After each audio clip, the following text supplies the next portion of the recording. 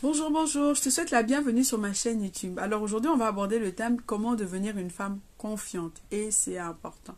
La Bible nous dit que la femme du Proverbe 31 se riait de l'avenir. C'était pas une femme qui était inquiète, c'était pas une femme qui se souciait de l'avenir et c'est la preuve que c'était une femme confiante. Et aujourd'hui, on va marcher un peu sur le leadership de la femme du Proverbe 31 qui est une superbe femme en affaires. Waouh, la femme du Proverbe 31 est une superbe femme en affaires. Il n'y a pas deux comme elle. Franchement, c'est une femme dont le leadership me fascine. Et quand je pense à un modèle, moi, je veux être la femme du Proverbe 31. Je crois qu'elle existe. Et j'ai essayé d'aligner ma vie comme cette femme. Et franchement, je vois des résultats. La première chose d'une femme confiante, qu'est-ce qu'elle fait? Elle se confie à Dieu. C'est important. Vous ne pouvez pas. La Bible dit que si Dieu ne bâtit, celui qui bâtit, bâtit en vain. Si Dieu ne garde, celui qui garde, garde en vain. Et la Bible dit encore que c'est Dieu qui nous donne la force d'acquérir les richesses. Donc, si tu veux être une femme confiante, tu dois te confier en Dieu. Tu dois prier, tu dois lui remettre ton projet entre ses mains. Si tu veux rire de l'avenir, parce que tout ce que Dieu bâtit, la Bible dit que quand Dieu ouvre une porte, personne ne peut fermer. Et quand il la ferme, personne ne peut ouvrir. C'est lui qui donne les instructions. Donc, si tu veux être une femme confiante en affaires, tu as besoin de te confier à Dieu. Et comment tu te confies à Dieu? Tu te confies par, tu t'assures que le projet s'aligne avec sa vision pour ta vie. Tu pries, tu jeûnes, tu médites la parole. Tu fais tout pour être en connexion avec Dieu dans ton business. La deuxième chose, son idée vient résoudre un problème. Et oui, la femme confiante ne cherche pas à investir là où il n'y a pas de problème à résoudre. Les plus grandes entreprises au monde, les entreprises qui se maintiennent, les entreprises qui laissent en héritage, viennent résoudre les problèmes. Oui, regardez les plus grandes fortunes au monde, les fortunes qui perdurent, les fortunes qui restent en héritage, de génération en génération, viennent résoudre un problème. Alors, elle va investir seulement si elle va entreprendre dans un domaine seulement si elle vient répondre à un problème. Elle ne va pas, par exemple, chercher à gagner de l'argent pour gagner de l'argent. Elle ne va pas chercher à investir sans avoir pour objectif de résoudre un problème. Alors, la femme confiante entreprend pour résoudre un problème. Son idée vient résoudre un problème, peu importe le domaine. Quand elle entre dans le domaine, elle entre avec la solution. Elle rentre avec pour objectif de résoudre un problème. Quand vous avez la mentalité de résoudre le problème, vous savez que votre idée, les gens ont besoin de ça. Ce que vous créez ou ce que vous vendez, on demande cela sur le marché. Et c'est la seule motivation de la femme confiante. Elle vient pour résoudre un problème. En numéro 3, elle a le sens du service. Oui, une femme confiante a le sens du service. Si tu veux prospérer en affaires, tu dois avoir le sens du service. Tu dois avoir le sens du service parce que ton projet, tu peux avoir la solution au problème. Mais si tu n'as pas le sens du service, si tu n'es pas là pour te dire, je suis là pour servir, au travers de la solution que j'apporte, tu auras toutes les difficultés au monde de réussir. Alors, parce que tu ne verras pas les fruits, alors tu vas perdre la confiance.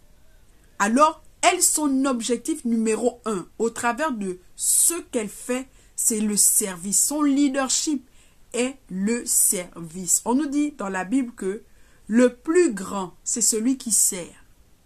Ce n'est pas celui qu'on sert.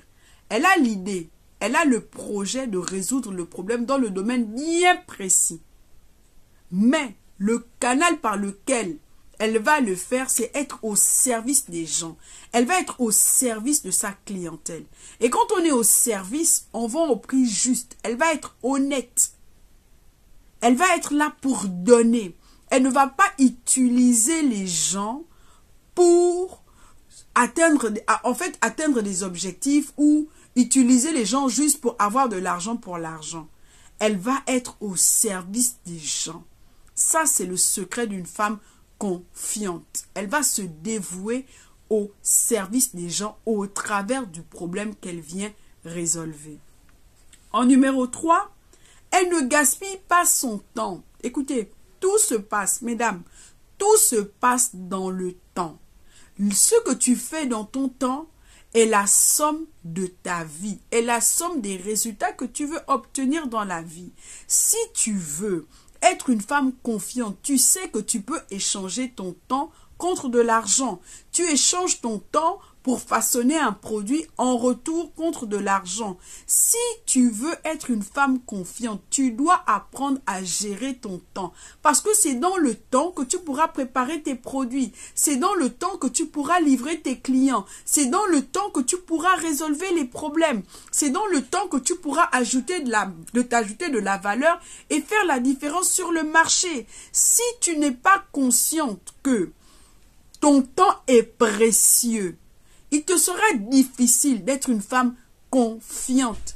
La femme confiante ne joue pas avec son temps. Elle sait qu'elle est consciente que sa plus grande ressource, c'est son temps. Alors, elle va tout réaliser dans le temps qui lui est imparti. Elle sait qu'elle a un temps pour chaque chose. Écoute, si tu veux être une femme confiante, une femme qui se rit de l'avenir, comme la femme du Proverbe 31, tu vas déterminer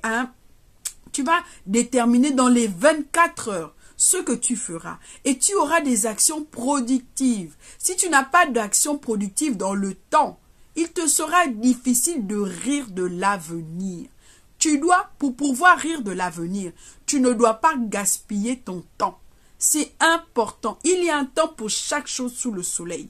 Donc, si tu veux te rire de l'avenir, tu sais que ça, c'est mon temps de travailler. Je ne peux pas le gaspiller. Tu n'es peut-être pas en action. Tu n'es peut-être pas employé. Mais rien que le fait de penser déjà dans le temps à un projet, écrire un projet, travailler sur ton projet, tu sais que c'est le temps que tu ne peux pas perdre à regarder la télé, c'est le temps que tu ne peux pas perdre à parler avec une amie, c'est le temps que tu ne peux pas perdre sur les réseaux sociaux. Oui, la femme confiante, la femme qui se rit de l'avenir, ne joue pas avec son temps. Et depuis que j'ai compris ce secret, je ne laisse personne, je dis bien personne, venir jouer avec mon temps. Parce que ce que tu auras fait dans le temps, soit tu riras, soit tu vas pleurer. Alors tu ne peux pas t'amuser avec le temps. Si tu veux être une femme qui se rit de l'avenir, investis dans ton temps.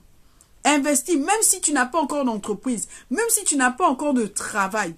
Mais le temps, si tu veux positionner ton produit sur le marché, comment tu vas faire pour quand les gens vont se dire, j'ai besoin de son produit, j'ai besoin de sa solution. En amont déjà, même si on ne te connaît pas, même si tu n'as pas encore enregistré ton entreprise, même si tu ne t'es pas encore positionné en entreprise en tant qu'employé, cherche à t'ajouter de la valeur. Ne te dis pas, je le ferai demain. C'est quand les choses vont s'aligner que je vais m'aligner. Ne te le dis jamais. Elle ne gaspille pas son temps. C'est très important la notion du temps, surtout pour nous les femmes. Dieu a aussi mis des choses en nous que nous devons faire ressortir. Dieu ne nous appelle pas qu'à la cuisine. Oui, nous sommes des cuisinières. Oui, nous sommes des enseignants. Oui, nous sommes des aides. Mais nous avons aussi des choses en nous. C'est important. Ensuite, elle a des objectifs clairs. Dans le temps, dans un temps bien déterminé. Si tu veux être une femme confiante, quand tu te dis que, ok, mon objectif, par exemple, c'est de faire connaître mon entreprise dans le quartier. Ton entreprise doit être claire. Tu ne peux pas dire, ok, mon objectif, c'est de faire connaître mon entreprise. Mais ton objectif, c'est de faire connaître ton entreprise où? Détermine la situation géographique. Et tu sais, c'est crescendo. Ça peut être pour le moment dans le quartier. Ensuite, dans la ville, ensuite, dans la région, ensuite, dans le pays, ensuite, à l'international. Et beaucoup de gens se trompent. Beaucoup de femmes se trompent. Si tu n'as pas d'objectif clair, il te sera difficile de rire de l'avenir, alors de devenir une femme confiante. Tu dois pouvoir avoir des objectifs clairs. Cette année, je fais 12 000 €. Maintenant, tu cherches à savoir comment faire les 12 000 €. Tu ne peux pas te lancer en entreprise ou tu ne peux pas te dire dans une entreprise et tu n'as pas d'objectif. Mon objectif cette semaine, c'est de vendre à 10 clients. Et là, tu vas commencer maintenant à chercher le moyen pour le vendre à 10 clients. Mon objectif, c'est d'avoir ce poste cette année. Maintenant, puisque ton objectif, c'est d'avoir ce poste, comment je fais pour aller à ce poste?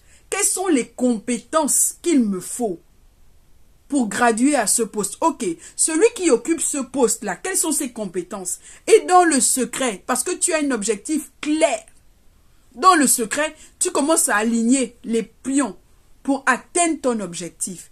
Tu ne peux pas dire une femme qui se rit de l'avenir, une femme confiante, c'est ce qu'elle veut avant même de s'engager. C'est important. Ensuite, elle est visionnaire. Oui, la femme qui se rit de l'avenir est visionnaire. Elle ne vit pas dans l'instant présent. Elle vit avec la vision de l'aigle. Sa vision est perçante. Elle est visionnaire. Aujourd'hui, les entreprises les femmes qui vont réussir, ce sont les femmes visionnaires. Faut pas vous mentir. Les femmes qui vont réussir, tu peux avoir une très bonne idée. Tu peux résoudre un problème. Tu peux résoudre un problème. Tu peux avoir le sens du service. Mais si tu n'es pas visionnaire, il te sera difficile de rire de l'avenir et d'être confiante. Je te prends le cas. Ici en France, nous assistons à un phénomène, les magasins comme Camaïeu ferment. San Marina a fermé. Camaïeu, c'était un magasin qui vendait des vêtements. San Marina, c'était une boutique qui vendait des chaussures. Mais écoutez très bien. San Marina, Camaïeu vendait le linge, ses vêtements moins chers. Le plus cher de Camaïeu n'excédait pas, je crois, les 50 €. Le plus cher en vêtements de Camaïeu. Mais, vous avez une entreprise qui s'appelle Mage, M-A-J-E, qui, pendant la crise, fait un meilleur chiffre d'affaires que Camaïeu qui a fait faillite et qui a fermé. Vous savez pourquoi? Mage a été visionnaire. Pendant que les gens se plaçaient sur les réseaux sociaux, les gens commençaient à créer des communautés, Camaïeu a négligé cela. Camaïeu vient aussi résoudre un problème, puisque Camaïeu se dit, ok, avec les gens n'ont pas un grand portefeuille, il y a des gens qui n'ont pas un grand pouvoir d'achat, donc ils ne peuvent pas s'habiller à une jupe à 400 €, à un t-shirt à 290 €. Mais Camaïeu n'a pas été visionnaire. Camaïeu s'est simplement limité au fait que moi je viens résoudre le problème des gens qui n'ont pas beaucoup de pouvoir d'achat. Camaïeu était au service, puisque quand tu es au service, tu fais de la qualité. Tu es au service des gens. La personne qui fait le ski au service, c'est la personne qui sait que le client est roi. Que sans le client, elle n'est rien. Camaïeu ne gaspillait pas son temps, puisque Camaïeu se mettait à la mode. Camaïeu sortait toujours des nouvelles tendances. Mais Mage, qui vend plus cher, a été visionnaire. Et qu'est-ce que Mage a fait? Mage s'est positionné sur les réseaux sociaux. Mage a créé une communauté. Et c'est grâce à ça que pendant l'inflation, pendant que le pouvoir d'achat baisse, les gens se consolent toujours. Et les gens augmentent le chiffre d'affaires de Mage. Ça veut dire qu'aujourd'hui où tu es, même si tout est bon, tes facteurs sont bons, mais si tu n'es pas visionnaire, si tu ne te dis pas que, ok, là où je suis, il faut maintenant que je crée ma communauté, par exemple. Il faut, par exemple, que je me lance sur le e-commerce, donc que j'apprenne. Parce qu'on nous fait croire que le e-commerce, c'est seulement faire venir des choses de Chine. Non, le e-commerce, c'est vendre en ligne. C'est aussi simple que ça. Ok, moi, peut-être je vends des bananes dans le quartier, mais maintenant, il faut que peut-être je commence à penser à l'international. Il faut que je me positionne. Tu ne vas pas rire de l'avenir. Parce qu'une femme qui rit de l'avenir, c'est une femme qui voit de loin. Elle anticipe les obstacles de loin. Et c'est pourquoi la Bible nous disait qu'elle a commencé. Ensuite, elle est partie par un navire marchand. Ça veut dire qu'elle s'est dit qu'à un moment donné, forcément ici, je vais peut-être susciter l'envie. D'autres femmes vont se lever. Ok, moi, je vais m'appuyer sur ce que j'ai et je vais commencer à envoyer ma marchandise à l'extérieur de ma contrée. Je vais me faire connaître à l'extérieur. Et il y a une autre façon d'être visionnaire. Tu te dis que bon, le produit que je vends à la maman là, je dois le vendre aussi à la fille. C'est simplement ça. Le produit que je vends à la maman aujourd'hui, la maman est ma cliente. Comment faire en sorte que la fille devienne ma cliente? Comment faire en sorte que la petite fille soit ma cliente? Donc c'est ça être visionnaire, c'est voir surtout voir 3 fois plus loin que la vision du moment. C'est important. Ensuite, Elle passe à l'action. Si vous voulez vous rire de l'avenir, dès que vous avez une idée, commencez à passer à l'action. Même si vous n'avez pas tous les facteurs, passez à l'action. Vous allez voir, vous allez porter du fruit. Et en numéro 3, elle mesure les risques. C'est important de mesurer les risques. Ne vous lancez pas parce que vous devez vous lancer. N'allez pas chercher le poste de la personne qui est au-dessus de vous, de peur qu'une fois dévoilé, on vous vire. Donc, mesurez toujours les risques. Si tu veux devenir cette femme confiante, je t'invite, si tu es une femme mariée, concubinage, je t'invite à rejoindre le FP31. C'est simple, si tu es en dehors de l'Afrique, tu as le bouton rejoindre là, ça coûte 24,90 € et on apprend toutes ces choses. On développe toute cette aptitude là-bas. Maintenant, si tu es en Afrique, en dessous de cette vidéo, tu trouveras tout le descriptif. De là où tu es, tu peux souscrire à ton inscription et moi, je t'intègre dans un groupe Facebook. La formation est tellement bien faite, elle est tellement bien pensée que tu n'auras pas besoin de commencer. Ton année commence quand tu veux. Alors, je t'invite aussi à t'abonner sur ma chaîne YouTube, Mon Foyer en Harmonie. N'hésite pas à partager, n'hésite pas à commenter, n'hésite pas à liker. Cela m'encourage et me permet de t'apporter un contenu encore de qualité. Que Dieu te bénisse et à la prochaine.